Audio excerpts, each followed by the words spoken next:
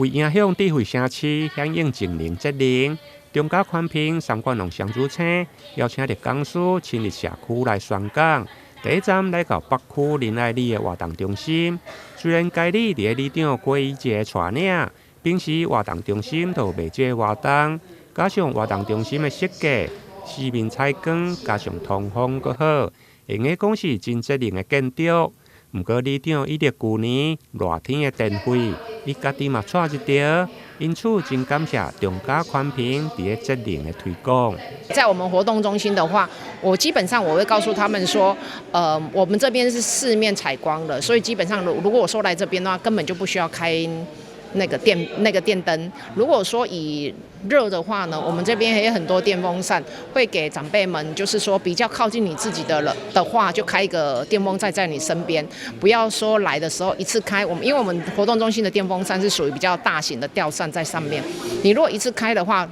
一般正常的話就是3台、6台這樣子，會比較浪費一點。所以我會告訴他們說，如果是像我們的話，我會請他們比較節約用電一點。雖然這是公務單位啊，可是我還是比較希望能節約一點。要不然的話，我們的去年的夏季電費4萬多塊，說實在話，我真的會覺得很嚇人。中嘉寬屏三觀農雙主車探着長輩佇個學習古董韻律進前，邀請着淨零綠生活推廣講師楊宇柱到場來教導長輩如何對家己的厝內、家己社區做好節能，對電器的效率選擇、到環境的綠化，甚至做個減少廢棄物等。我們在居家的話呢，我們可以去綠化我們的環境哈。那像我們家裡如果有陽台的話，我們可以在陽台種一些植物啊，甚至一些蔬菜。那如果你屋頂可以方便上去的話，可以上面做一些屋頂花園或是屋頂菜園。那這樣子呢，可以讓整個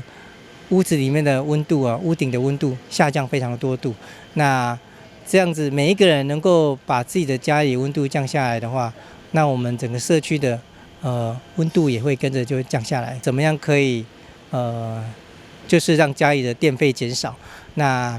這個減少電費的過程，其實也是在做淨零的綠生活。那我們從各種不同的電器，像冷氣啦，像電熱水器啦，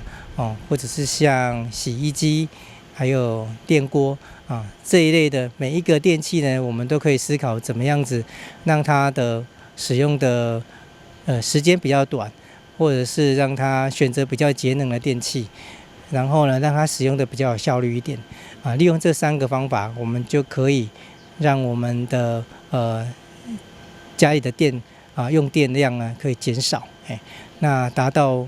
淨零綠生活的目標。透過講師分享家己厝內節能的方法，加上甲長輩有種精達的互動，讓每一位長輩攏會用將愛護地球、節能的觀念落實佇個日常的生活當中。台南新聞林英根採訪報道。